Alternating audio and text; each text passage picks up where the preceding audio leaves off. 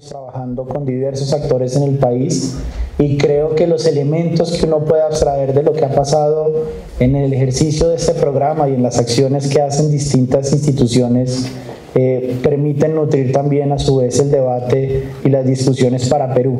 Espero que sea útil, que les brinde efectivamente esos elementos y si quieres comencemos con la presentación para poder desarrollarla. Dale, Germán. Sí, Germán, estamos escuchándote. Perfecto. La presentación que traigo hoy, que para efectos de tiempo voy a hacerla un poco más corta, tiene 4 partes. En las diapositivas busco seguir la siguiente secuencia. La primera, contarles cuál es el marco institucional de la experiencia que les voy a contar, quiénes son los involucrados, si uno quisiera hacer esto en otro país o en otra ciudad, qué significaría y qué cosas podría tomar de esta experiencia. En segundo lugar, voy a referirme específicamente al sustento conceptual, a la idea e interpretación que tenemos de discapacidad, que tiene mucho que ver con la primera parte del foro en el que ustedes están, porque tiene que ver con la convención y con todo lo que significa interpretar la discapacidad desde la convención. En tercer lugar, voy a ahondar muy en detalle de qué significa trabajar en promoción de la inclusión laboral desde la convención y cuáles son las principales diferencias frente a como tradicionalmente lo hemos hecho, que tiene en la práctica un poder muy fuerte en presentar mejores resultados. Y en cuarto lugar, algunos elementos para cerrar de lo que aparentemente podría ser una agenda a futuro para promocionar la inclusión laboral de la población. Eso es básicamente la estructura. Voy a comenzar entonces con la diapositiva 3. La diapositiva 3 pues trae algunos datos. Si no estoy mal, esas cifras están a corte del 31 de diciembre del año pasado.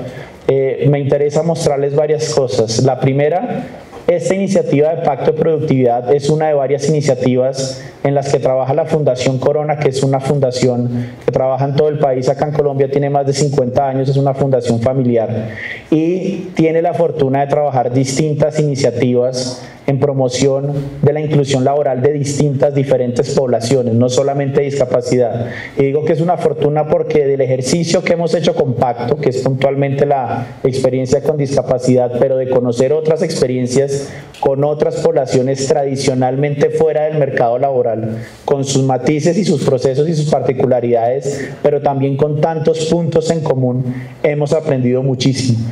Esta iniciativa que se llama Pacto es una iniciativa en la que también está involucrado el BID con recursos del FOMIN, una fundación que trabaja discapacidad, que es Saldarrega Concha, que es un referente acá en Colombia, es digamos la única institución de esta iniciativa especializada en discapacidad.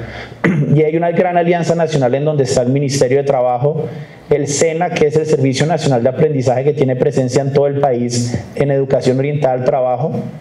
Y además del Ministerio de Trabajo está la Agencia Presidencial de Cooperación, varias de las agremiaciones empresariales y una figura que existe en Colombia que son las cajas de compensación, que son entidades gigantes que prestan servicios sociales, son unas entidades público-privadas que prestan distintos tipos de servicios, entre esos promoción de empleo y educación. Este aparato ha permitido sintonizar y movilizar actores en las ciudades que de otra forma sería más difícil, y es una buena medida pensar en hacer estas grandes alianzas que terminan impulsando y acelerando los procesos en las ciudades y finalmente en el país. ¿Qué hace hoy el programa Pacto de Productividad en términos muy generales? Primero, ha trabajado estos 5 años y sigue trabajando por identificar cuáles son esas buenas prácticas que aparentemente presentan buenos resultados y permiten acercar a la población al mercado laboral y al mercado laboral a la población. En segundo lugar, trabaja por fortalecer la capacidad de los actores que en terreno tienen que ver con este tema, y ese es un asunto fundamental. La idea de construir un programa como Pacto de Productividad no es reemplazar a los actores locales, sino justamente trabajar por su fortalecimiento como instituciones y que su día a día funcione mucho mejor. Y en esa medida sigue sintonizado con la idea de que es un acelerador de lo que pasa en las ciudades. Y en tercer lugar, hace un trabajo de incidencia en las reglas de juego, no solamente en política pública, en legislación, y hay una serie de marcos que terminan favoreciendo o dificultando la inclusión laboral, y en la medida en que uno los identifique, termina facilitando el tema en la realidad. Y la convención sí que es un excelente mecanismo para usarlo como lente y hacer una lectura de la legislación y de la política pública, porque desde la convención uno empieza a encontrar, así como estaban hablando en ese tema de interdicción o de personalidad jurídica, hay muchos temas donde si uno separa la convención le permite identificar más fácil aparentemente qué está bien y qué podría mejorar. Entonces básicamente ese es el entramado institucional que rodea el programa. Hoy me voy a referir a la experiencia particular de Pacto, pero voy a tratar de hacer acotación a aprendizajes que hayamos tenido en otras, digamos, iniciativas similares con otras poblaciones con las que estamos trabajando en el país. Y paso a la segunda parte, específicamente a la diapositiva 5. Esta tiene varias, voy a tratar de estar sincronizado con ustedes en cómo se despliega. Al primer enter se despliega en la parte superior derecha una secuencia que habla de enfermedad limitada y distinta, enferma, limitada y distinta. Y sobre eso no me voy a detener mucho porque han hablado en la primera parte de esta reunión sobre el tema, pero sí quisiera, y si le dan un segundo enter, se despliega otro esquema que habla de enfermedad, salud y discriminación e inclusión. Y una de las personas que hizo los comentarios en los 5 minutos cerrando la primera parte hablaba justamente de ese tema de diversidad y este tema de inclusión. Si uno se para desde la convención, por supuesto que empieza a entender que la discapacidad es algo que se construye en la relación entre el entorno y la persona, y en esa medida da un paso adelante a una discusión que inclusive la convención no es tan decidida, a veces es un poco ambigua, sobre todo en el capítulo de inclusión educativa y en las definiciones con esto del modelo biopsicosocial. Nosotros como programa estamos muy parados en el modelo social, y en esa medida entendemos que esto es un asunto de diversidad, y que en la medida en que la gente deje de pensar, por supuesto que las personas con discapacidad no son personas enfermas que van a una farmacia y compran una pastilla para curarse, que por fortuna cada vez son menos las personas que piensan así, aún quedan rezagos, pero que también se deje de pensar la discapacidad como una limitación, y que es un asunto de diversidad, y en la medida en que encontremos que la agenda de la inclusión de la población es un asunto de cierre de la discriminación, vamos a estar sintonizados de manera distinta, y todas las acciones que emprendamos como públicos o como privados en pro de la población, incluyendo las medidas que uno implemente para la inclusión laboral, tienen un matiz particular, porque tengo que entender qué significa discriminación laboral, y en esa medida direccionar mis esfuerzos para romper eso que está generando discriminación. Si le dan de nuevo enter, a la izquierda arriba se despliega otro esquema que habla de persona y empresa, y que habla de las condiciones de las personas y las condiciones del entorno. Por fortuna, en este ejercicio que ha hecho Pacto en las 4 ciudades principales en las que ha trabajado, entre otras ha tenido la oportunidad de sentarse a trabajar de la mano con más de 60 iniciativas que trabajan en lo local en promocionar la inclusión laboral con distintas poblaciones o segmentos de discapacidad. Una cosa que encontramos era que en el discurso había una apropiación ya de la convención. Cuando uno se sentaba con los directivos, cuando uno veía los documentos institucionales generales, ya había referencia a la discapacidad en términos de la convención, y en esto que hablamos de entenderlo en la relación entre entorno y persona. Sin embargo, cuando ahondábamos en las acciones concretas que se hacían en el terreno todos los días, cuando veíamos y acompañábamos lo que hacían los funcionarios que interactuaban con las personas con discapacidad o que interactuaban con las empresas, aún así todavía el tema de la convención no se había filtrado tanto, y seguíamos en el fondo trabajando, o seguimos trabajando desde concepciones distintas a las de la convención, y seguimos reproduciendo en la práctica modelos que no van en sintonía con la convención. Hay una premisa fundamental en esto, es: si yo efectivamente entiendo la discapacidad desde la convención y asumo que es un tema de inclusión, no puedo limitar las acciones en la promoción de la inclusión de la población a acciones sobre las personas. Tengo que enfocar también en acciones sobre el entorno. Dicho de otro modo, no importa que también se surtan los procesos de preparación, otrora de rehabilitación de la población, podemos tener los procesos perfectos, las mejores instituciones y los mejores servicios desde el Estado, si las empresas siguen generando entornos discapacitantes. Y en esa medida, al menos la mitad de las acciones que debamos emprender tienen que ver con el entorno.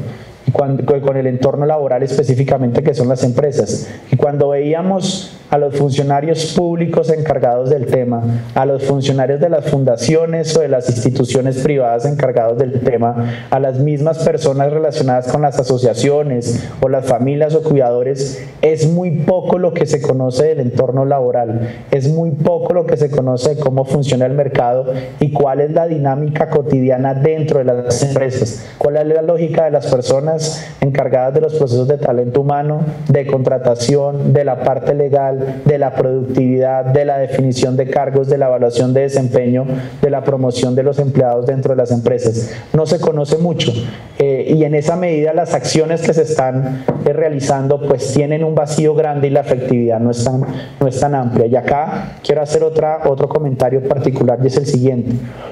Existen distintas alternativas para promocionar o promover la generación de ingresos para la población y no solamente con la población con discapacidad, sino con distintas poblaciones. Uno podría echar mano de distintas alternativas. Muy a grandes rasgos puedo darle subsidios y puedo patrocinar directamente esa generación de ingresos desde el Estado, desde privados. Puedo, en una segunda alternativa, promocionar el emprendimiento, el autoempleo, y en un tercer lugar puedo promocionar el empleo entendido como la vinculación de personas en el mercado laboral abierto, como empleados de las empresas. Las tres son válidas, digamos, entre más yo me paro en la convención, la primera se me empieza a complicar si eso es la materialización de que personas que tienen el derecho y la posibilidad de vincularse al mercado laboral sigan por fuera. Pero en términos de la segunda y la tercera, son numerosos los estudios, los análisis, las recopilaciones en todo el mundo y en países como los nuestros, con distintas poblaciones, no solamente con poblaciones con discapacidad, que muestran que las iniciativas enfocadas hacia emprendimiento, sobre todo emprendimiento por necesidad, tienen un alto grado de fracaso. Y tienen un alto grado de fracaso en especial porque el tema de la inclusión laboral es absolutamente pragmático.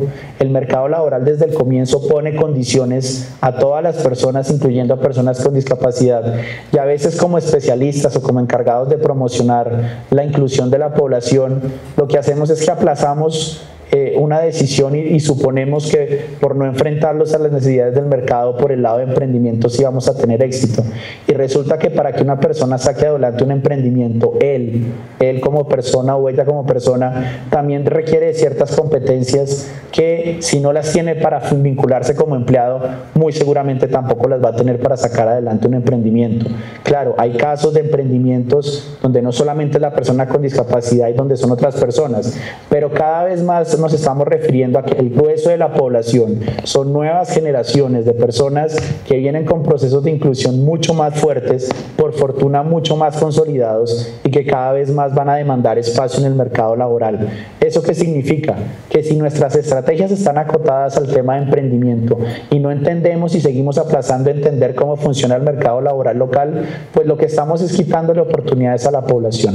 Por eso decididamente este programa Pacto de Productividad y lo que hace la Fundación Corona y los otros socios está muy enfocado a empleo, a entender cuáles son las barreras para el empleo, así también qué cosas sí están funcionando para el tema del empleo, y los resultados son maravillosos. Hay un montón de cosas que están pasando que hemos tenido la fortuna de conocer. Uno a veces suele ser escéptico, pero en la medida en que uno ahonda y empieza a meterle datos más que mitos y que ideas tradicionales, se encuentra que hay unas grandes posibilidades y que ya hay cosas que están pasando todos los días. Y voy a pedirles que hagan otra vez enter y traigo ahí una definición de rehabilitación que no la voy a coger, me voy a referir más adelante a ella. Si le dan otra vez enter unas 4 veces, se despliega a la derecha los explícitos que trae la convención en el tema laboral, desde el primero, que es reconocimiento de su derecho al trabajo, hasta el de más abajo, que está en un color lila, que habla de reconocimiento a ser reparado por agravios y acoso. Todos conocemos la convención, conocemos de su existencia, pero bien vale la pena que hagamos un repaso de lo que explícitamente dice la convención en el tema laboral, porque es muy clara, es tremendamente explícita como casi ningún documento previo de los que existían en este tema, y pues hace parte del paquete qué tan bueno ha sido que esté la convención ya siendo referente de nuestras acciones. Nosotros no estamos... y creemos que la convención no lo dice, no creemos que haya discriminación cuando una persona con discapacidad no puede entrar a un trabajo o estando vinculado es despedido o es desvinculado. No creemos que ahí se materialice discriminación. Estamos absolutamente seguros que si ese no en un proceso de selección o de vinculación, o ese despido o esa desvinculación ya siendo empleado, se da por cuestiones distintas a las laborales, ahí sí hay discriminación. Y ahí nos sintonizamos con varios referentes, entre esos Pacto Global y Naciones Unidas, que en el mundo entero trabaja cerrando la discriminación en el mercado laboral, no solamente para la población con discapacidad, que define la discriminación laboral en términos de que la relación entre la persona y la empresa se da por temas distintos a los laborales. Entonces, en esa medida, lo que está a la derecha abajo, que es cada uno de los puntos a los que se refiere la convención, fíjense que es explícito y nos bota la mirada hacia el tema de ajustes razonables en primer lugar, que también lo comentaron antes. ¿Qué significa esa implementación de ajustes razonables?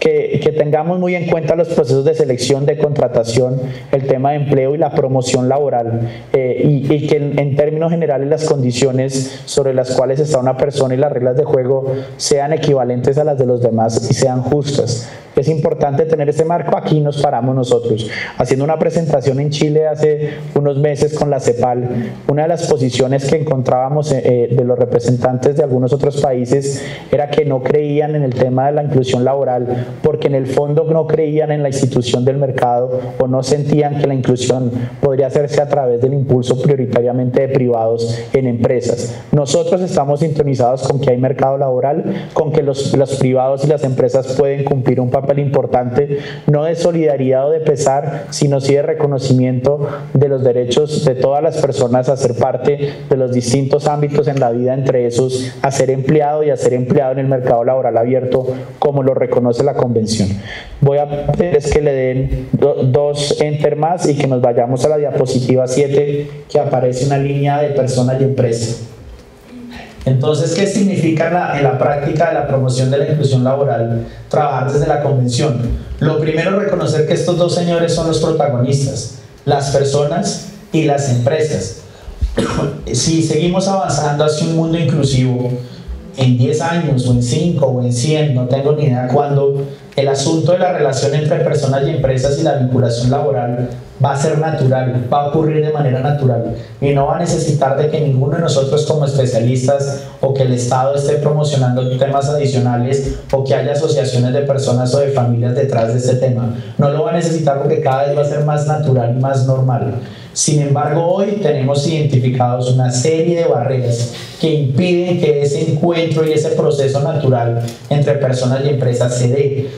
Y en esa medida las acciones de privados y públicos deberían estar encaminadas a romper cada vez más esas barreras y a que sea cada vez más natural el encuentro entre personas y empresas. Más adelante en un cuadro les voy a mostrar cómo esto termina materializándose muy fuerte en la práctica. A veces perdemos de vista que los protagonistas de este tema son las personas con discapacidad y las empresas, y giramos en torno cotidianamente a otra serie de objetivos que no deberían ser los prioritarios. Si le dan otra vez enter, aparecen 3 engranajes. Uno es el de la educación básica y media, otro es el de la educación orientada al trabajo y otro es el de la intermediación. ¿Cuáles son estos engranajes? Lo que hemos monitoreado es que, perdón un segundo,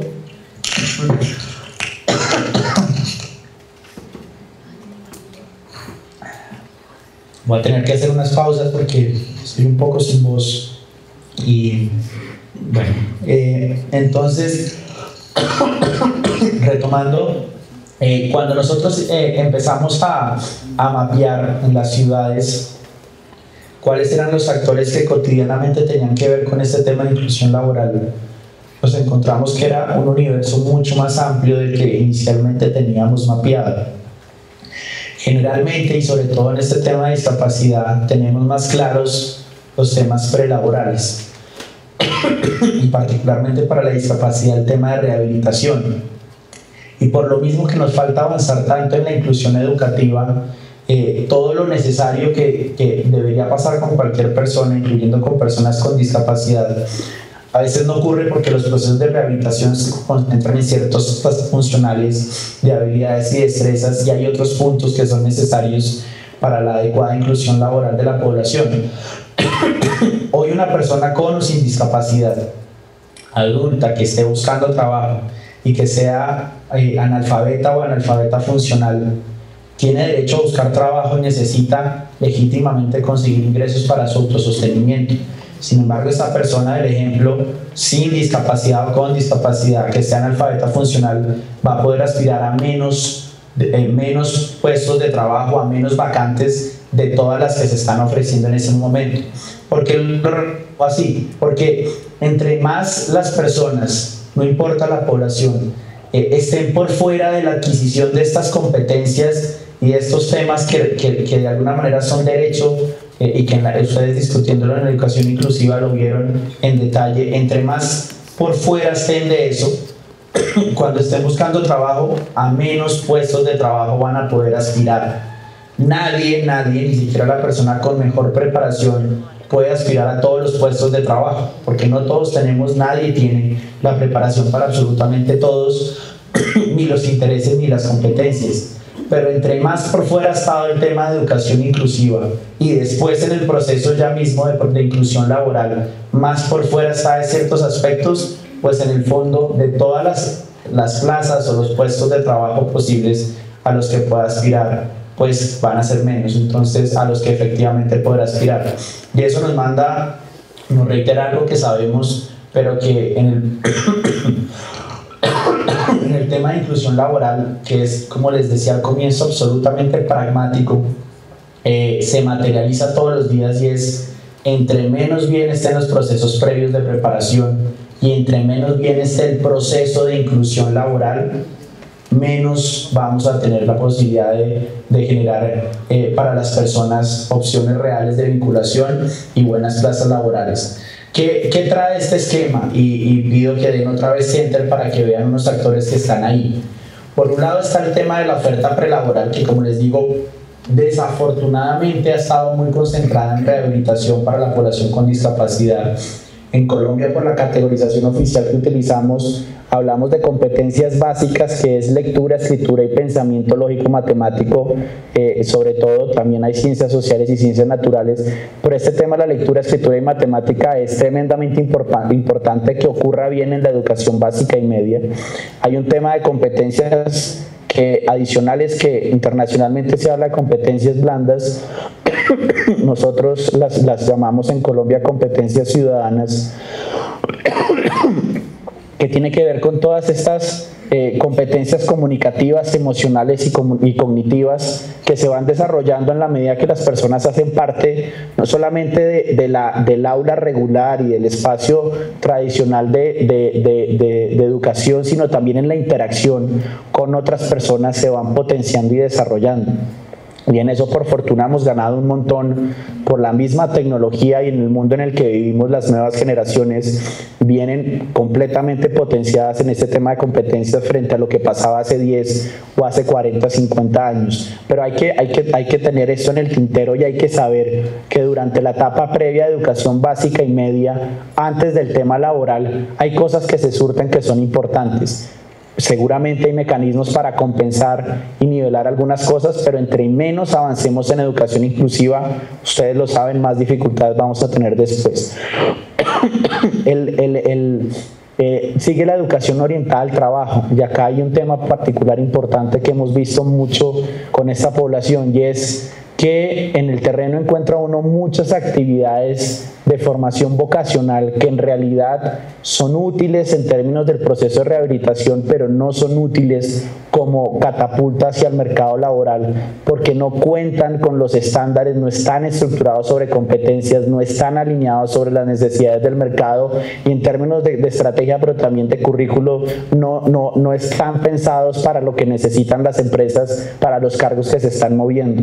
En esa medida, cuando nosotros hicimos el mapeo inicialmente hace 4 o 5 años de los servicios o lo que se prestaban privados para beneficiar a la población, muchas instituciones nos referenciaban que tenían procesos de formación para el trabajo, y cuando fuimos a ver, en realidad eran temas vocacionales muy pertinentes en términos de rehabilitación, pero muy poco útiles en términos de inclusión laboral. ¿Y cuál es el mensaje ahí? Hay una serie de actores que son los encargados de hacer educación orientada al trabajo para todos los ciudadanos del país. Y son ellos los que tienen esa infraestructura y ese andamiaje, los que tienen que entender que su oferta de formación tiene que incorporar los mecanismos y los ajustes razonables para que sea una oferta de formación a la que también puedan acceder por sus condiciones, por sus competencias y por sus intereses personas con discapacidad. Porque llevamos muchos años trabajando antes de la convención con un esquema en el que eran personitas especiales con funcionarios especiales en ambientes especiales, y casi que teníamos que tener un estado paralelo. Eran las escuelas o los colegios paralelos, las entidades de formación para el trabajo paralelos, las entidades de intermediación paralelos y los espacios laborales paralelos, que en Colombia se llamaron talleres protegidos y que en realidad no eran ámbitos laborales sino vocacionales. En la medida en que rompemos esa idea y nos sintonizamos desde la convención que la sociedad y todo lo que hace parte de la sociedad tiene que pensarse de manera diversa, y que los servicios que se ofrecen desde privados y públicos en educación orientada al trabajo y de ahí para adelante tienen que ser capaces de responder a las necesidades de todos los ciudadanos, incluyendo personas con discapacidad, estamos hablando de otro tema. Porque no le ponemos el peso a privados a tener que establecer una infraestructura gigante sin la experticia y el conocimiento de formación para el trabajo en 1000 temas. Es una lucha de nunca acabar, porque nunca las entidades tienen los recursos suficientes ni la experticia para montar cursos y cursos, porque resulta que las personas tienen intereses diversos y las necesidades del mercado laboral en términos de personas preparadas para ciertos vacantes pues es absolutamente dinámico. Entonces es el espacio de la educación oriental al trabajo el que tiene que entender y adaptarse, implementar ajustes razonables y no privados o públicos montando procesos paralelos de preparación que no cumplen la característica de potenciar la vinculación laboral de la población. Eso en cuanto a educación orientada al trabajo. El azul, el último, habla de intermediación, y es un tema cada vez más importante. En Colombia, en cuestión de año y medio, se han montado más de 250 centros de intermediación o centros de empleo en todo el país, como una estrategia que está montando el Ministerio de Trabajo para promover vinculaciones formales. Y esto está en el contexto del bono demográfico, que nuestras poblaciones están envejeciendo, y después de esta ventana de 10 años en la que estamos, vamos progresivamente a tener cada vez más personas por fuera de la edad laboral que van a requerir de algún tipo de cobertura para su autosostenimiento. Y en esa medida, por eso, lastimosamente un poco tarde, pero por eso los gobiernos locales de todos nuestros países están empezando a hacer cosas para fomentar el ahorro y las vinculaciones formales, para que estén menos desprotegidos por sus propios recursos y necesiten demandar menos del Estado en 20, 30 años. ¿Por qué digo esto? Porque gran parte en Colombia y muy seguramente en otros países está pasando lo mismo. Algo hemos monitoreado de la labor de, por un lado, acumular hojas de vida y tener información de personas que buscan trabajo, y por el otro lado, información de vacantes y de empresas que requieren empleados. Cada vez se centraliza más hacia entidades que son especializadas en la intermediación. Si esas personas, esos funcionarios y los procesos que están detrás están sintonizados con una idea distinta que suponga que las personas con discapacidad no pueden trabajar y que las personas accedan a los servicios de los centros de intermediación es simplemente decir que sí pueden ir y no implementar los ajustes razonables, pues pues en la práctica la población, por más de que haga lo de atrás muy bien, los procesos prelaborales y los procesos de educación orientada al trabajo, se va a seguir quedando por fuera. En esa medida, tanto los previos en rehabilitación y en educación, los de educación orientada al trabajo, pero también los de intermediación, son engranajes que tienen que estar muy sintonizados. ¿Y qué significa eso? Implementando los ajustes razonables para que la oferta para todos los ciudadanos de nuevo permita el acceso de manera efectiva a población con discapacidad. Yo les ponía de ejemplo los 250 centros de empleo que se han implementado en año y medio, y no estoy contando a los privados, simplemente a estos público-privados con cajas de compensación, el SENA y las alcaldías. Ni la fundación más grande, ni la asociación de fundaciones más grande o asociaciones de personas con discapacidad o cualquiera de nosotros de cooperación es capaz de montar en poquito tiempo 150, 200, 250 centros de empleo. Y ahí volvemos al cuento de no intentar reemplazar lo que puede ser la función del Estado y no tratar de establecer servicios paralelos, sino tratar de tener siempre en sintonía el ajuste de los servicios desde el andamiaje del Estado o de los privados que están enfocados a los ciudadanos. Entonces, lo que hemos hecho termina siendo la recopilación de las buenas prácticas que han ocurrido en las ciudades, y nos hemos encontrado con que esto va mucho más allá de la rehabilitación, mucho más allá del discurso y los análisis que tradicionalmente hemos hecho, y que supone la materialización de la convención en términos de que se ajusten los servicios que hay para todos los ciudadanos en los distintos tramos de la cadena. Y en esa medida hemos encontrado que los actores que están abajo referenciados, que si le dan otra vez clic, aparecen dos, unos que tienen que ver con la gestión por la población y otros relacionados con el marco legal y político. En la medida que uno entiende qué le falta a estos actores para que cotidianamente funcionen mejor en pro de la población, uno lo que hace es que direcciona los esfuerzos públicos o privados de cooperación internacional o de las mismas asociaciones en pro de romper esas barreras y de darle insumos para que estos actores funcionen mejor, porque muchas veces es por desconocimiento, no tienen ni idea cómo beneficiar a la población o atender población con discapacidad. Y les pido ir a la siguiente diapositiva, que es la diapositiva 8, que habla de las suposiciones comunes, ajustando la agenda en Bogotá. Cuando nosotros creamos el programa, o los que crearon el programa hace 5 años, tenían 5 premisas fundamentales, y acá les pido que ustedes hagan el ejercicio de ver qué tanto ustedes están alineados con estas 5 premisas que fueron sobre las que construimos el proyecto, el programa, y que con el camino y el andar nos dimos cuenta que tal vez no eran tan reales. La primera es que el tema de la inclusión laboral de la población con discapacidad se resuelve o se abona si se llevan a cabo actividades de sensibilización, ojalá masivas, que cambien la percepción de los empresarios, en especial sobre las personas con discapacidad. Esa era una premisa que teníamos. Decíamos, no hay plazas laborales porque los empresarios no están lo suficientemente sensibilizados con el tema. Hay que sensibilizarlos para que se empiecen a abrir plazas laborales, para que las empresas digan, está bien, yo estoy dispuesto a recibir personas con discapacidad. En segundo lugar, que el tema de la inclusión laboral se resuelve si se profundizan los programas de rehabilitación profesional que le permitan a las personas superar su discapacidad. La tercera premisa con la que arrancó Pacto hace 5 años era que si se abren cupos de formación vocacional a través de los cuales las personas con discapacidad aprendan un oficio, se va a lograr alguna manera generar ingresos para la población.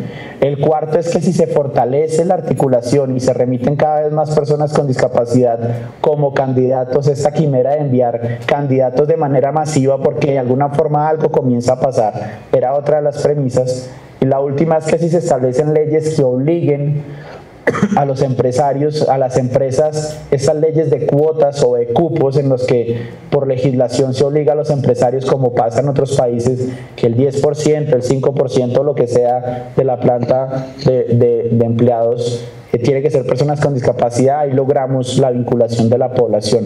Y esas eran las premisas sobre las que arrancó el programa, y nos encontramos lo siguiente. Si le dan enter, aparece una primera foto con un encabezado que dice: hoy las empresas ya abren espacios para vinculación que se desperdician de manera alarmante. Las dificultades no radican en la no sensibilización, sino en la preparación y condiciones de personas y empresas. Nos hemos encontrado con algo que ya pasaba, y que por fortuna hemos tenido la posibilidad de monitorear muy bien estos 5 años. todos los días se desperdician espacios en las empresas, de empresas que aparentemente están dispuestas a recibir personas con discapacidad, que ya superaron eso que aparentemente cotidianamente llamamos sensibilización, y la no materialización, la no vinculación exitosa de personas no se da es por falta de preparación adecuada de la persona y falta de preparación adecuada de la empresa. Y por falta de esos dos, no por falta de sensibilización, es que no se logra materializar y se desperdician tantas plazas laborales. Si le dan otra vez Enter, aparece un segundo postulado que dice: los programas de rehabilitación no son suficientes para preparar a las personas con discapacidad. El esquema de rehabilitación no aborda directamente el ámbito del mercado laboral. Ya algo dije anteriormente, voy a ahondar un poco más adelante, pero básicamente, si seguimos restringiendo la agenda de la promoción de la población en términos de inclusión a procesos de rehabilitación, pues vamos a dejar por fuera una serie de elementos que son tremendamente importantes para que esa inclusión, en términos al menos laborales, se materialice. Y el tercer punto es que el problema no es de cupos para formación, sino de pertinencia, y los ámbitos técnicos son subsidiarios si las competencias laborales generales no son débiles. Y acá me refiero a dos cosas en particular. Lastimosamente, uno no suele ahondar en los resultados y los análisis de esos países donde han implementado leyes de cuotas. Y lastimosamente se supone que la agenda para promocionar la inclusión laboral, sobre todo desde los públicos, se agota simplemente sacando leyes o decretos que supongan una participación por cuota en las empresas o, en el caso de la formación, en la oferta formativa. Y lo que ve uno en esos estudios y lo que se encuentra uno en la práctica cuando lo ve en sus propios países es que uno puede obligar todo lo que quiera al empresario o puede obligar todo lo que quiera al rector a que abra cupos. Si el asunto es simplemente abrir los cupos, si no hay las adecuaciones y la implementación de los arreglos institucionales o de los ajustes razonables, pues igual no va a funcionar de manera efectiva. En los países donde hay ley de cuotas laboral, las empresas terminan monetizando, terminan pagando la multa porque no tienen ni idea qué es lo que tienen que hacer para adecuarse internamente, para ser cada vez más capaces de recibir personas con discapacidad, y otro tanto pasa con las personas que tienen que ser cada vez más preparadas para vincularse al mercado. No es un asunto de obligación, no es un asunto de cuotas, y a veces, y eso pasa mucho en Colombia en la discusión en el tema del marco legal con las distintas cortes supremas y constitucional que existe, hay una agenda muy fuerte de acciones afirmativas que termina quitando el espacio en la práctica a la implementación de ajustes razonables. Y ese es un asunto que entre más uno ahonda en terreno, más lo ve en la práctica, y que no es un asunto trivial. Las acciones afirmativas como mecanismos para reconocer exclusiones tradicionales y tratar de compensar de alguna manera suelen ser útiles si son una medida de acompañamiento a la implementación de ajustes razonables. Pero cuando eso le quita en la práctica espacio a los ajustes, lo que uno ve es una serie de cosas que se implementan con muy buena intención, como estas obligaciones por cuotas, que terminan no teniendo ninguna efectividad en la práctica, porque las mismas razones que impiden que las personas se vinculen y que las empresas vinculen, pues van a seguir ocurriendo, porque el problema no era por ese lado. Les voy a pedir que sigan a la diapositiva 9. Acá voy a referirme rápidamente para lograr terminar. Simplemente les quería mostrar en la práctica lo que significa en distinto trabajar desde o no la convención.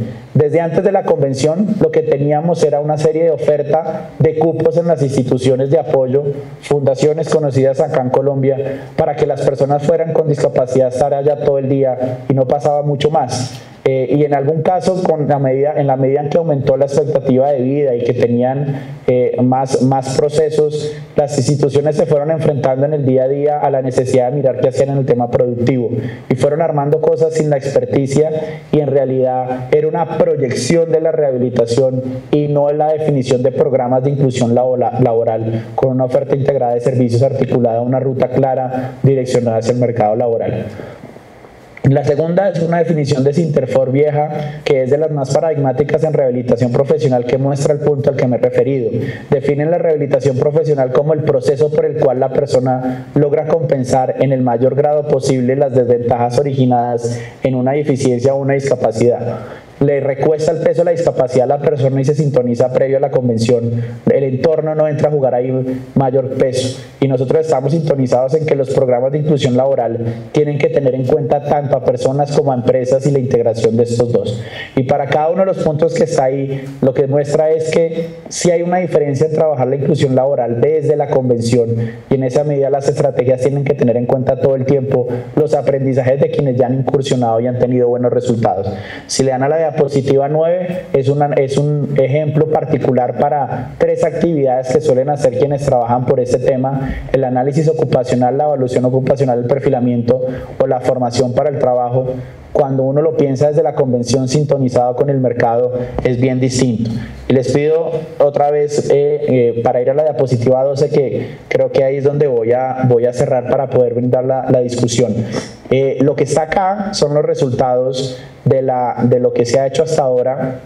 En educación orientada al trabajo van más de 1.383 personas, estos son datos hace 2 meses, 1.386 personas que están inscritas en programas de orientación vocacional, casi 600 de ellas son a programas de mediano y largo plazo. Estamos rompiendo con la idea que la formación de las personas es masiva en los mismos temas escogidos por los especialistas, y ojalá cursos cortos que no tengan ninguna significación o fortaleza técnica que en realidad no sirven para inclusión laboral. Estos son programas muy bien hechos, con la misma oferta de formación que tiene el SENA para el resto de ciudadanos, con ajustes razonables implementados. 926 personas ya están certificadas y ya están buscando empleo o ya han conseguido empleo.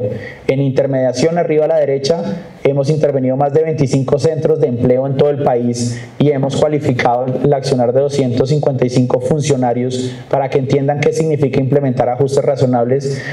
Y en empleo hemos llevado a ese tema más de 1.800 empresas, en algunos ha funcionado y les ha calado, en otros no. En 115 de esas empresas hemos realizado más de 195 talleres de capacitación, beneficiando y trabajando con cerca de 3.342. La mitad de esos más o menos son directivos, pero la otra mitad son personas que todos los días en procesos de talento humano tienen que ver con personas con discapacidad, o podrían tener en la medida en que las personas con discapacidad se presenten como candidatos, sean vinculados y se desempeñen como empleados. Y 426 procesos de selección hemos acompañado, cerca de 133 entidades y 572 personas. Lo que está abajo en azul es el segmento para población con discapacidad intelectual. ¿Y qué es lo que les quería mostrar? Si ustedes ven, el primero dice personas que ingresan a programas de formación, 25%. Del total de las cifras que les estaba mostrando arriba, el 25% son población con discapacidad cognitivo e intelectual, con temas relacionados con esa discapacidad. ¿Y por qué lo muestro? Porque existe el mito. Si uno se sienta con personas que tengan que ver con una u otra discapacidad, una de las primeras cosas que les dice es que su población, su segmento de población es la más complicada. De pronto pasa un poco menos con población física o motora, o con temas de movilidad reducida, pero con las otras generalmente suelen autorreferenciarse que su población es la más difícil para lograr inclusión laboral, que tal vez con su población no se puede. Pasa de seguido que pase con el tema de discapacidad cognitivo, discapacidad intelectual.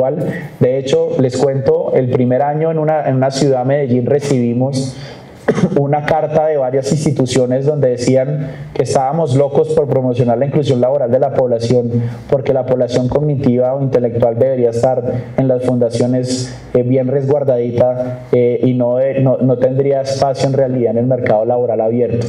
Y lo que nos hemos visto, por fortuna, incluyendo además por fortuna que varias de esas instituciones hoy son embajadoras de este tema, es que ellas mismas vieron que efectivamente, inclusive en aquellos que trabajamos en estos temas todos los días, ponemos las principales barreras desde las familias, desde los especialistas, desde los que creemos tenemos experiencia en este tema. A veces generamos, sin darnos cuenta, dificultades y barreras. Entonces, fíjense, del total de la población con la que trabaja el programa Pacto, que son más o menos 4 o 5 tipos de discapacidad, una de esas es el 25% cognitivo intelectual, que era más o menos lo que teníamos previsto.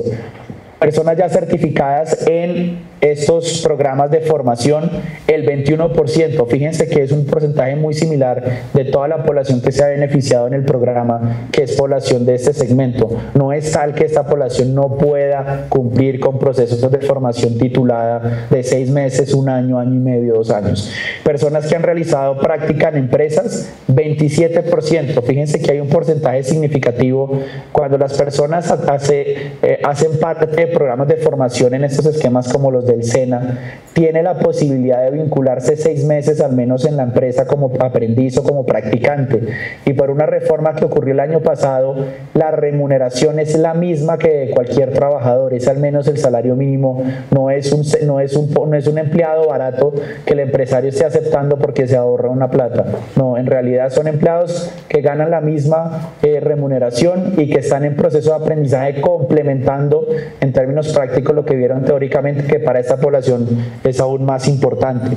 Y fíjense que han encontrado espacio en las empresas no han presentado una resistencia de que si es población de este segmento no lo reciben, al contrario, el 27% del total de lo que ha movilizado el programa ha sido esta población. A la derecha, contratados después de la práctica, 16%. Ahí nos falta avanzar muchísimo. Del total de la población que completó la práctica, no a todos los han contratado. Un 16%, que es un porcentaje menor al resto de poblaciones si seguimos la misma proporción. Sin embargo, si ustedes ven el siguiente dato, que son personas que hayan logrado directamente inclusión laboral sin haber pasado por un proceso de preparación y práctica, solamente el 6%. Y eso lo que nos muestra es que este esquema de formación y práctica, donde la empresa puede hacer una primera mirada, por supuesto remunerando porque tiene que garantizar el pago por el trabajo que está haciendo la persona, pero teniendo ese primer acercamiento, es mucho más efectivo que si la persona de cero llega a buscar vincularse a la empresa. Y los últimos dos, personas que han renunciado, solamente el 8%. De otras poblaciones tenemos un porcentaje mayor de renuncia, y personas que han sido despedidas, 13%, lo que también quita uno de los mitos que suele pasar, y es que la gente cree comúnmente que las personas con discapacidad intelectual van a ser despedidas apenas puedan por las empresas, porque en realidad no son empleados productivos. Lo que hemos visto en las empresas donde se han vinculado a personas y sus competencias coinciden con las competencias requeridas por el cargo, es que la productividad es exactamente igual, medida en los mismos indicadores de productividad que al resto de empleados que están en el mismo cargo y con la misma remuneración. Si ustedes le dan clic, voy a cerrar con estas 5 mitos que suelen estar ahí como muy presentes. La primera, que las personas con discapacidad deben trabajar desde las fundaciones.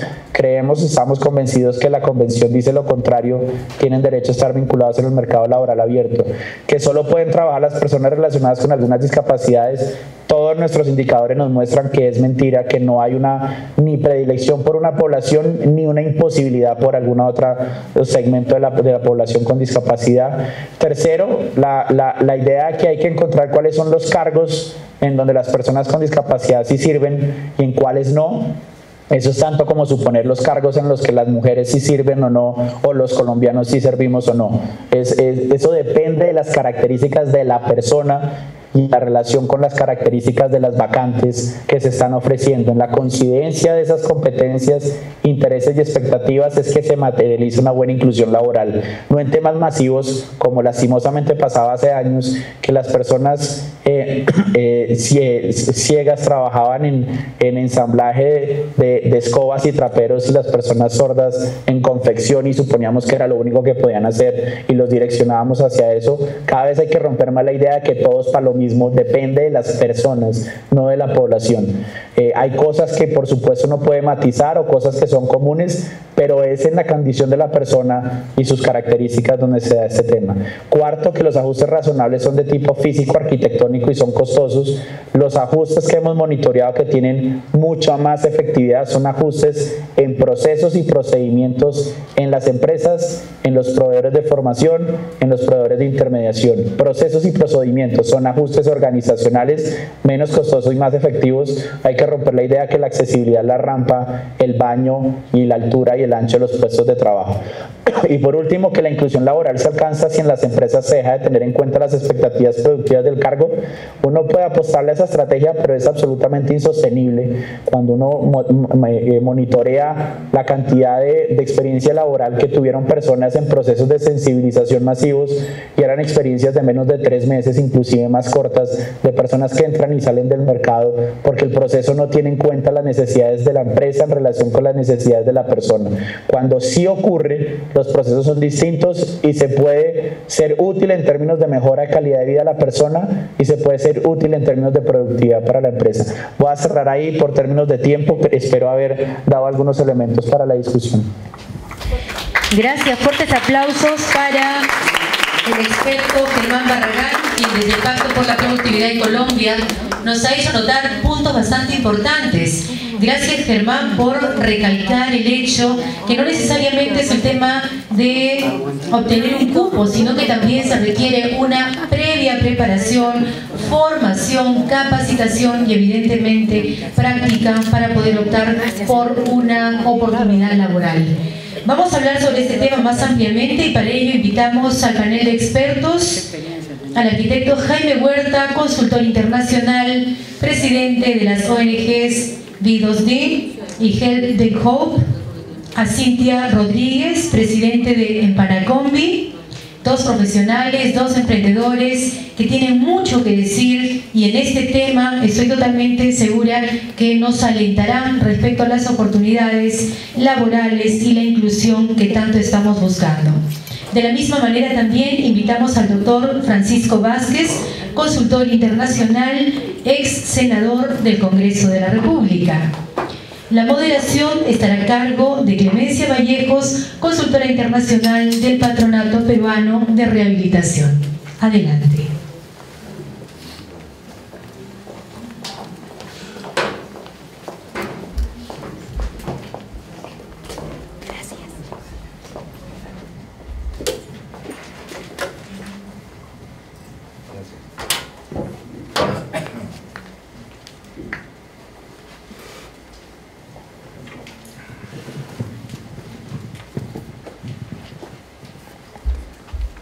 Damos la bienvenida a nuestros señores panelistas. Hola. Damos la bienvenida a nuestros señores panelistas. El tema muy interesante en el que también nosotros ya hemos vivido estas experiencias. Tenemos como panelista a Jaime Huerta, arquitecto, magíster en administración y candidato a doctor de ciencia política y relaciones internacionales. En el año 2010 fue nominado por el Gobierno del Perú como candidato a la elección para el Comité de Expertos de la Convención de las Naciones Unidas por los Derechos de las Personas con Discapacidad. Consultor en temas de discapacidad, accesibilidad y arquitectura para instituciones del Estado, privadas y ONGs. Autor de varias publicaciones sobre temas de accesibilidad, discapacidad y diseño. Catedrático universitario. Actualmente es presidente del directorio de la ONG B2D, Business to Disable, Negocios para Personas con Discapacidad. Presidente del directorio de la ONG Help Them Hope y miembro del directorio de ProLabor, organización asociada a Fundades. Un aplauso para Jaime Huerta. Seguidamente escucharemos a Cintia Rodríguez, magíster en Operaciones y Logística, ingeniera industrial titulada en la Universidad Peruana de Ciencias Aplicadas, UPC, fundadora de Empanacombi, empresa social que busca la inclusión laboral de personas con discapacidad, ofreciendo las más ricas empanadas del país. Bienvenida, Cintia.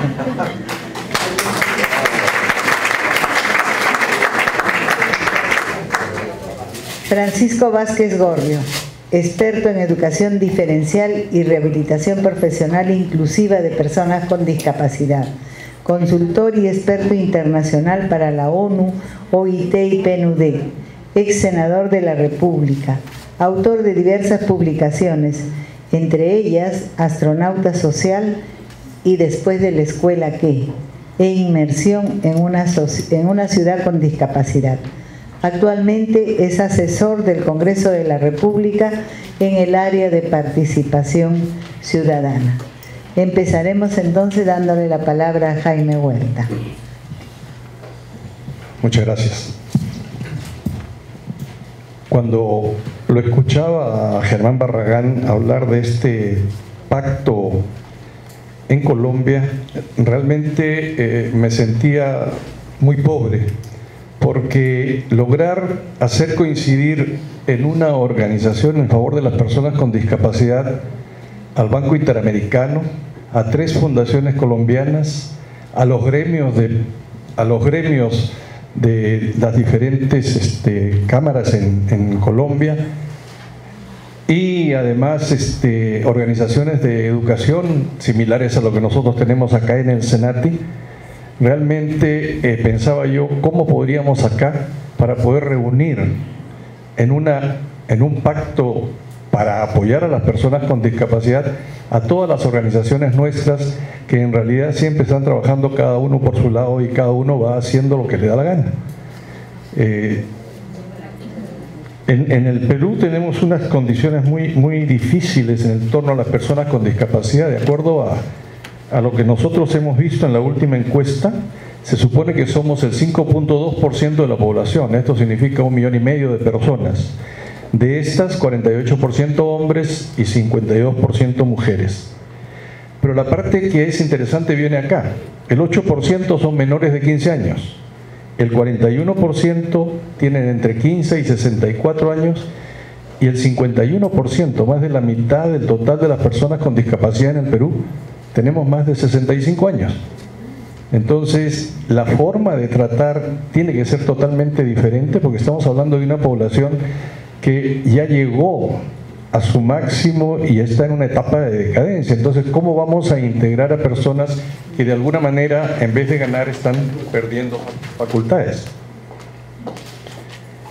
También mirábamos la estadística que dice que las personas dependientes son el 40.6% y las personas que se atienden solas dentro de las personas con discapacidad son un 59 o 60%.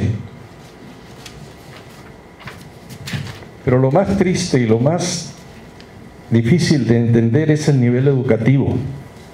Tenemos un 23% de personas sin nivel de educación inicial, un 40.5% de personas que tienen educación primaria, 22,5% que tienen educación secundaria, 1.7% que tienen alguna educación básica especial, un 11.4% que tiene una educación superior no universitaria o universitaria, y un 0.2% que tenemos alguna maestría o doctorado.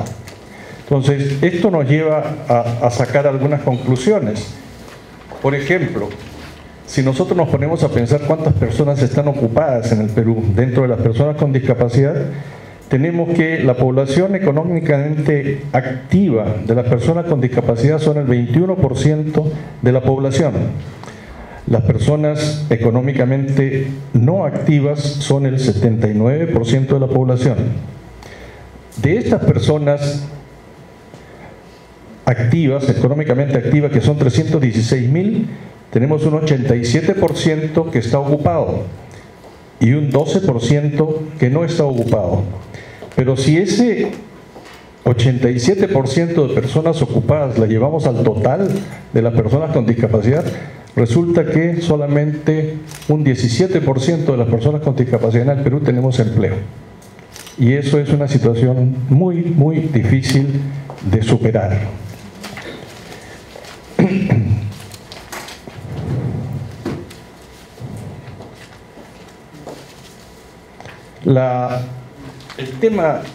El tema laboral es un tema que es muy importante para todas las personas, porque es el tema que va a hacer que las personas con discapacidad no nos sentamos inútiles y no seamos una carga para nuestra familia ni una carga para el Estado.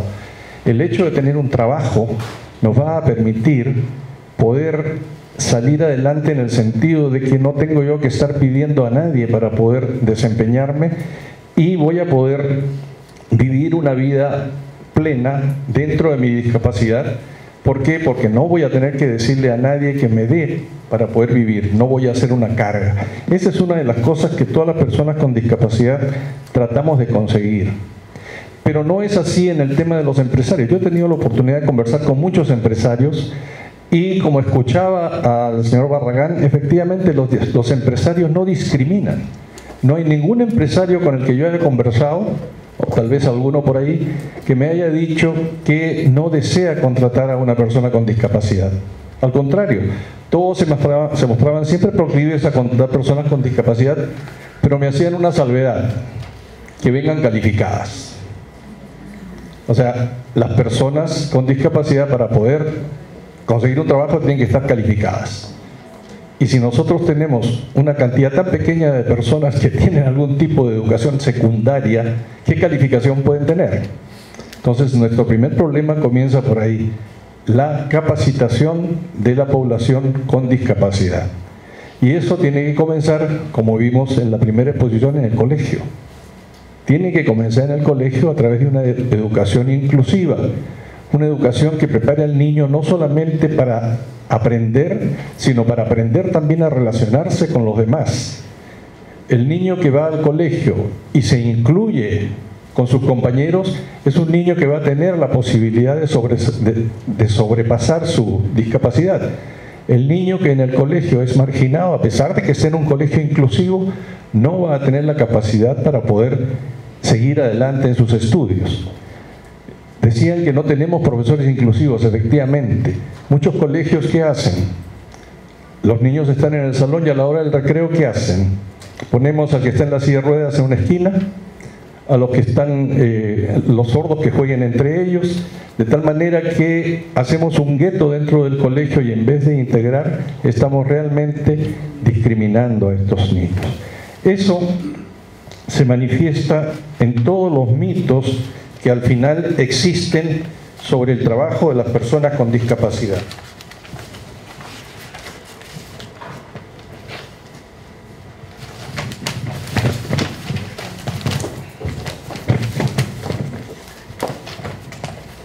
Hemos desarrollado una serie de mitos. ¿Por qué?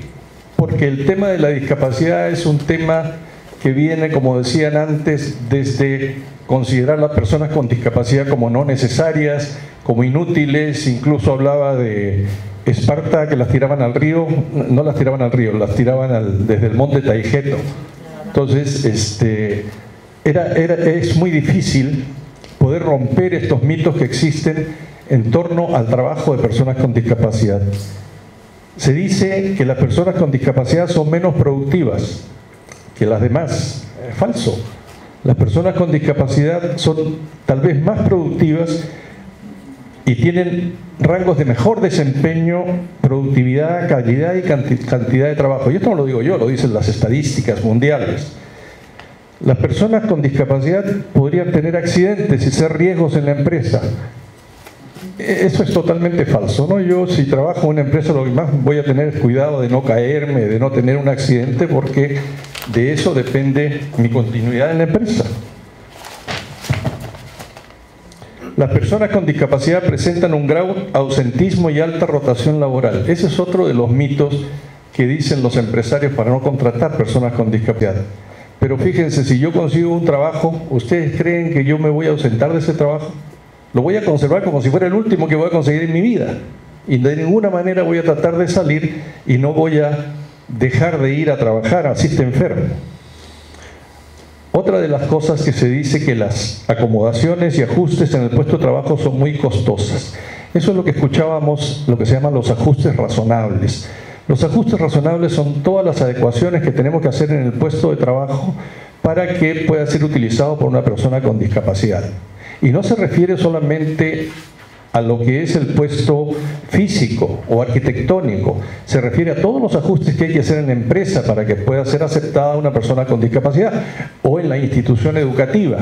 Y eso conlleva, por ejemplo, en el caso mío, específicamente, cuando yo voy a trabajar en una empresa, ¿qué necesito? Lo único que necesito es una rampa, si es que hay alguna, digamos, alguna altura que superar, un baño que esté adecuado y nada más. No necesito otra cosa. Una persona ciega va a necesitar un puesto de trabajo donde tenga una computadora o el equipo necesario para poder trabajar. Las personas sordas, ¿qué van a necesitar? Sencillamente algún tipo de señalización que les permita darse cuenta de cosas que no pueden escuchar. Y estas acomodaciones, los estudios dicen que el 56% de las acomodaciones en Estados Unidos cuestan menos de $600. Y el 15% de estos ajustes razonables no cuestan nada. Y estos ajustes razonables también deben hacerse en lo que significa los horarios de trabajo, la forma del trato de las personas con las personas con discapacidad, la responsabilidad que tienen que asumir las personas con discapacidad debido a la discapacidad, porque el tema es que cada discapacidad es especial y tiene una forma específica. También dicen que las personas que usan silla de ruedas siempre están enfermas, que las personas con discapacidad las tenemos que contratar por pena o por caridad, que la discapacidad es sinónimo de malos modales y que las personas con discapacidad siempre necesitan ayuda y supervisión permanente. En realidad, todos estos temas y mitos se logran superar, no existen, son mentiras, y hay todo un proceso que nosotros hacemos cuando queremos insertar personas con discapacidad en las empresas, comenzando de, como se decía ahí, un diagnóstico de la empresa, donde estudiamos la empresa, el clima laboral de la empresa, cómo están ellos preparados para aceptar personas con discapacidad.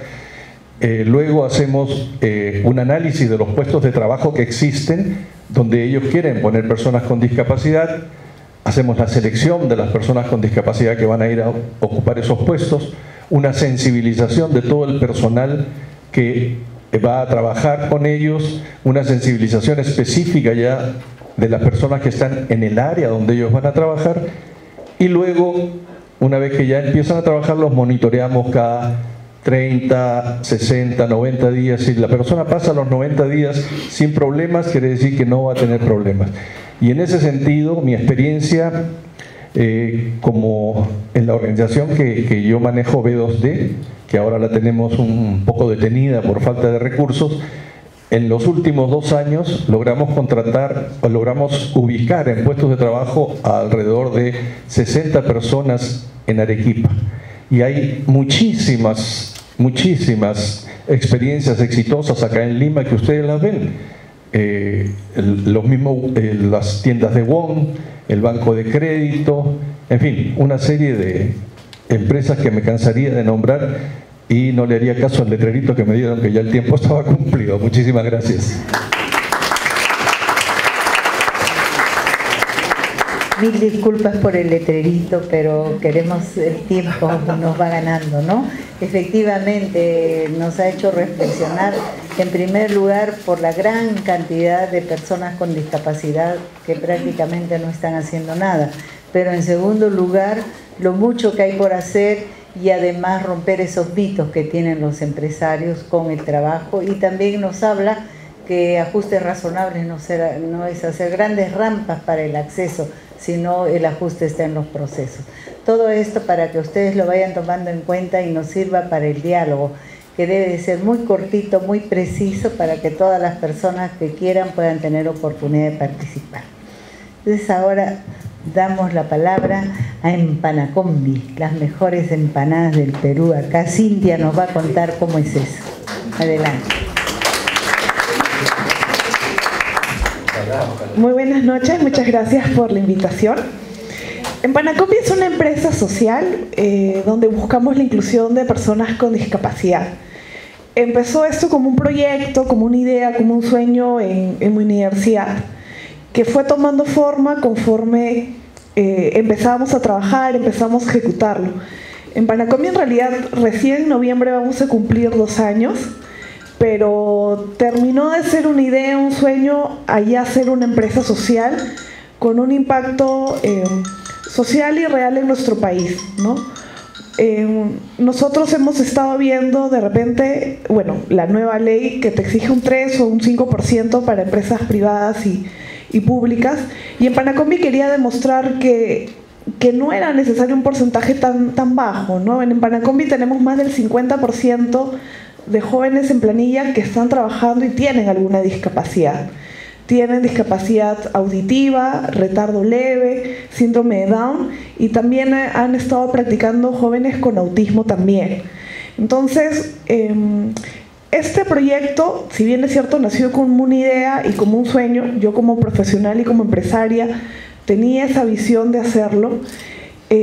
Me di cuenta que era necesario aliarte con personas que ya tienen un trabajo bastante amplio en este tema, ¿no? Y para eso trabajamos con la Asociación Incluida, dirigida por la licenciada Marilena Basauri, quien ella nos brinda todo el soporte socioemocional, tanto a los chicos como a la familia, porque muchos de ellos eran jóvenes de 30 años, era su primer trabajo, y de repente era necesario un acompañamiento, ¿no? A veces las mamis no sueltan a sus hijos, ¿no? De repente a su joven con retardo leve, por ejemplo, no, con miedos, con paradigmas que pueden tener. Por eso era necesario un acompañamiento, ¿no? Ver cómo los chicos iban creciendo dentro de la empresa. Venían chicos que era su primer trabajo, el primer día temblando, por ahí me decían: no me dejes solo, por favor, y verlos ahora tan independientes, ¿no? Estuvimos ahora en Mistura, tuvimos el agrado de recibir una invitación y en verdad nos preparamos con mucho tiempo de anticipación, porque Mistura fue una locura. Para nosotros fue nuestra gran prueba de fuego, porque en un día pudimos atender más de 1000 empanadas y los que atendían eran jóvenes con discapacidad.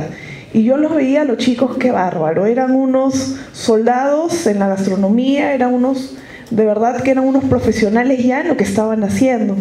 Y cuando uno veía, trabajaban chicos con retardo, con discapacidad auditiva, y todos trabajando con un fin, ¿no? De poder demostrar a la sociedad que se puede hacer empresa social en nuestro país y que no vamos a bajar la calidad del producto, porque las empanadas, no sé si alguien aquí los ha probado, ahí está, ya tenemos un cliente, son muy ricas.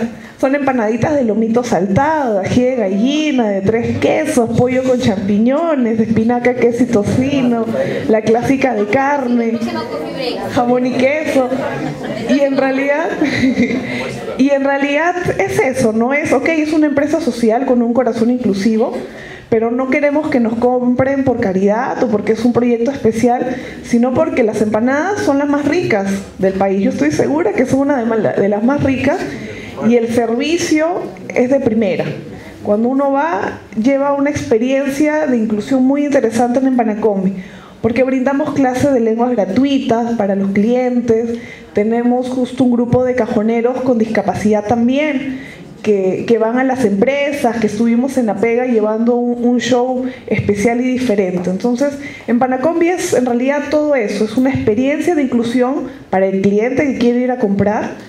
Es una experiencia muy bonita para los jóvenes con discapacidad que están trabajando, porque así como cualquier otra empresa tenemos que respetar normas, tienen que cumplir con horarios, el que no cumple, afuera, el que no cumple reglas, afuera. Entonces es muy importante entender que ser una empresa social inclusiva no es una asociación, no es que estamos haciendo caridad, sino estamos haciendo empresa en nuestro país, pero es una forma diferente de hacer empresa. Muchas gracias.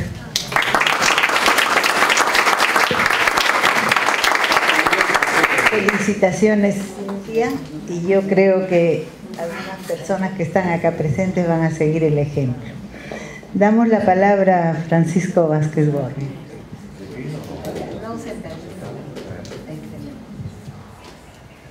Señoras, señores, buenas noches. Estaba pensando en la disección quirúrgica de la temática que hemos tocado hoy día en boca y mente y espíritu del doctor Barragán de Colombia. Y yo pensaba, decía, ¿y ahora qué voy a hablar en 3 minutos, en 5 minutos? Si nos ha mandado todo el universo y es decir, al detalle. Es como una máquina tejedora, ¿no? Pues tiene ahí las tramas, ¿no? Pero yo quisiera tocar cosas, de repente pensar un poco del empleo, no porque me voten, sino porque es por tema, pero sí quiero hablar del empleo, muy brevemente. El derecho a la vida, que señala la poética Carta de las Naciones Unidas como recomendaciones para ver si se cumple. No sé si es con empleo o sin empleo, porque no lo dice, y separa el artículo 27 del trabajo y habla del trabajo como filosofía. No, pues el trabajo es una acción. Entonces, derecho a la vida sin empleo es como vivir muriendo, entonces no hay derecho a la vida. Eso, digamos, para dejar que podamos pensar un poco en el tema con resolución, con energía, con fuerza, con seguridad. El otro es que la revista UNESCO, a partir del 69, 70, 73, etcétera, publicaba los éxitos que se habían obtenido en los programas que había instaurado el gobierno norteamericano en el norte del país, con la frontera con Canadá, del conflicto de Vietnam. Entonces habían heridos, mutilados y una fábrica de discapacidad. Y ahí habían centrado centros de rehabilitación médica, quirúrgica, psicológica, psiquiátrica, porque había de todo. Y el objetivo era el empleo. Entonces ustedes pueden entrar al internet y escarbar en esos años en la revista de UNESCO y verán que hay un cuadrito por ahí, aparece varias veces, y que dice que los trabajadores con discapacidad tienen una productividad mayor en un 47%. Los trabajadores con discapacidad se ausentan menos por diferentes razones en un 38% y se accidentan menos en un 28%. Entonces, ¿de qué estamos hablando? Nosotros tenemos que tener la seguridad que estamos vendiendo al empleador público o privado un buen producto empleo, un buen producto trabajador. Y para llegar a conseguir ello, lo fundamental es la capacitación de la persona en la línea en que se va a empeñar, sea intelectual, sea manual, sea técnica. Entonces, si nosotros diseñamos ello, vamos a tener que hacer, digamos, de las vacantes que tengamos, que un promotor de colocación tiene que conseguir y ir viendo, visitando empresas, viendo las relaciones con los gremios empresariales, etcétera, en Gamarra y en todas partes, viendo qué es lo que se requiere. Yo fui asesor de Projoven en los años 2009, 2008, 2007, de la presidencia de Projoven, y ahí recibíamos en coordinación con la Dirección General de Educación Básica Especial un contingente de personas con discapacidad para que se adhieran a ese programa. Y ese programa tenía contratos con una cantidad de instituciones de acuerdo al presupuesto del Banco Interamericano de Desarrollo, y esas instituciones tenían que recibir personas bien evaluadas desde el punto de vista de sus aptitudes, posibilidades e intereses individuales, respetando la personalidad del individuo, y iban a su capacitación, y de ahí, de 6 meses de capacitación, pasaban 3 o 5 meses a prácticas en empresas ya abiertas, de industriales, de servicios, en fin, de todo tipo. Entonces, ¿qué ocurría? Lo que ocurría era que los visitadores, tal como se ha mencionado, tenían que ir en el primer mes 3, 4, 5 veces para ir corrigiendo los errores, las caídas que podían tener, el abandono moral a veces o psicológico, el estrés, etc. Entonces teníamos un muy buen seguimiento. Yo quisiera mostrar, digamos, si ustedes me dan sus direcciones de correo, pasar un correo con el cuadro del 2008-2009 a nivel nacional. Creo que hay 140 o 170 personas colocadas a nivel nacional, en Cusco, en Puno, Barman, ayudantes de cocina, acomodadores de almacenes, es decir, de todo, ¿no? Entonces pero hay que ser agresivos y tener la seguridad de que lo que se vende es correcto, es bueno, es productivo. Hay que juntar a los empleadores en reuniones, lavarles la cabeza y meter entre esa reunión de 10 o 12 solamente chiquitas, meter 2 o 3 que ya tengan experiencia, para que ellos sean los vendedores y decir que sus experiencias positivas en cada campo de la confección, en los campos textiles, etcétera, ¿no?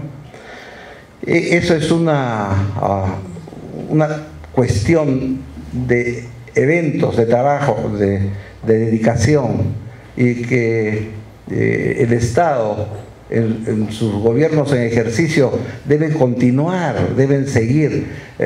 Nosotros tenemos experiencia de educación inclusiva el año 71, 72, 73. Yo he encontrado en el Ministerio de Trabajo abogados con discapacidad que han estado en escuelas inclusivas, en el Colegio Americano en Miraflores, etcétera. Bueno, pero se ha hecho, pero no ha habido continuidad, no hay política de Estado. Y tampoco cuando el gobierno de ejercicio no se cumplen los dispositivos, si el 3% de personas con discapacidad que deben estar en las empresas o en el Estado, eso salió el año, ¿qué era? El año 99, 2000. ¿Y qué se ha hecho?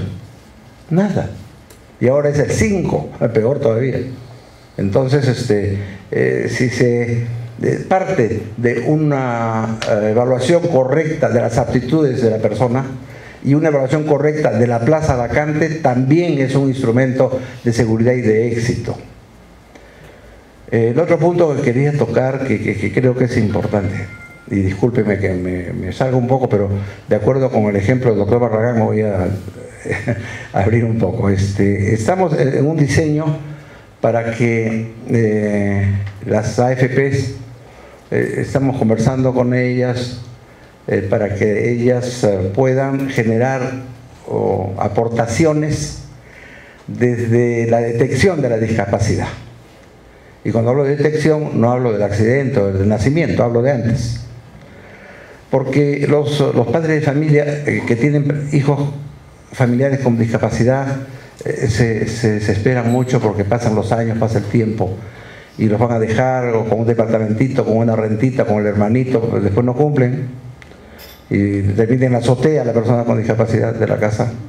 Entonces estamos viendo para que la aportación nazca en la detección, puede ser en el 5º mes de embarazo, en el sexo, no sé, eso ustedes perfectamente saben cómo se ha avanzado en los aspectos. Entonces, ¿qué significa? Que a los 18 años de edad va a tener 18 años de aportaciones. Y si es ciego, si es impedido físico, si es sordo, son 18 años y puede continuar sus estudios y ser un profesional, pero ya arrancó con 18 años de aportaciones. Quiere decir que cuando tenga 40 años va a tener casi 60 años de aportaciones. Entonces, estamos asegurando así, digamos, la subsistencia con un adelanto del derecho a aportar de la familia, de los padres, de los padrinos, de las instituciones nacionales o internacionales, de los clubes de servicio. Entonces, eso es muy importante porque en el caso de la persona con discapacidad por deficiencias intelectuales, yo escucho muchos mentales, pero para mí eso es más una patología que una deficiencia intelectual, que es una falta o disminución de alguna de las funciones intelectuales. Entonces, esos chicos que tienen síndromes, que tienen bajo nivel intelectual, bajo nivel de independencia física, que tienen otros tipos de síndromes, no solamente el síndrome de Down. Tiene un minuto para terminar. Es un montón. Entonces, esos muchachos van a tener, y muchachas, van a tener 18 años de aportaciones. Y podemos generar esa inquietud para institucionalizar esto entre los clubes nacionales e internacionales. y tener así una seguridad de vida futura, de equilibrio, sin perjuicio de todo lo que ha dicho el doctor Barragán, sin perjuicio de lo que ha dicho las personas que me han antecedido. Es un aditivo. Les agradezco mucho la atención, discúlpenme. Gracias, Francisco. Dejamos a Gloria el panel para que sea más productivo para todos, que sean preguntas cortitas y que los panelistas tengan... Gracias, señora Clemencia. Vamos a invitar a Germán Barragán para que por favor concluya este conversatorio, esta experiencia de intercambio de ideas y de saberes a fin de poder dar el cierre correspondiente, haciendo así una atingencia importante, y es que las preguntas van a hacerse a través de la página de Educarred, ya que el tiempo lamentablemente nos ha ganado. Recuerden que todos tienen un correo electrónico a través del cual han sido convocados y sería la forma más fácil y más directa para que los especialistas puedan acceder a sus preguntas. Germán, te dejamos en el uso de la palabra entonces. Retomando las palabras de los que intervinieron hace un segundo, yo creo que este tema en toda América Latina es un tema que ya se echó a andar. La inclusión de la población en el mercado laboral ya es un hecho, ya comenzó por fortuna desde la misma población y desde el mismo mercado laboral, pero sí que podemos implementar acciones para acelerar esa incorporación de la población y para lograr todos los días que las personas estén cada vez más preparadas en vincularse al mercado y que las empresas están cada vez más preparadas en vincular a la población. Hay sin duda un montón de aprendizajes. Ahora, escuchando las experiencias, se parecen mucho a las experiencias que uno encuentra acá en Colombia. Nos falta incorporar aún así un montón de cosas más, y creo que en el mundo en que vivimos encontramos un montón de información, recursos, experiencias, modelos, estrategias que permiten cualificar la acción, no tener que aprender a ensayo de error, sino aprender de otras experiencias. En la medida en que nos integremos, muy seguramente los cambios van a ser más rápidos y lo vamos a acelerar. Quiero agradecerles y creo que con esto podemos cerrar. Muchísimas gracias por la invitación de nuevo. Muchas gracias, Germán. Un fuerte aplauso. Agradecemos a todos, hemos pasado 38 minutos, pero creo que nos vamos muy satisfechos.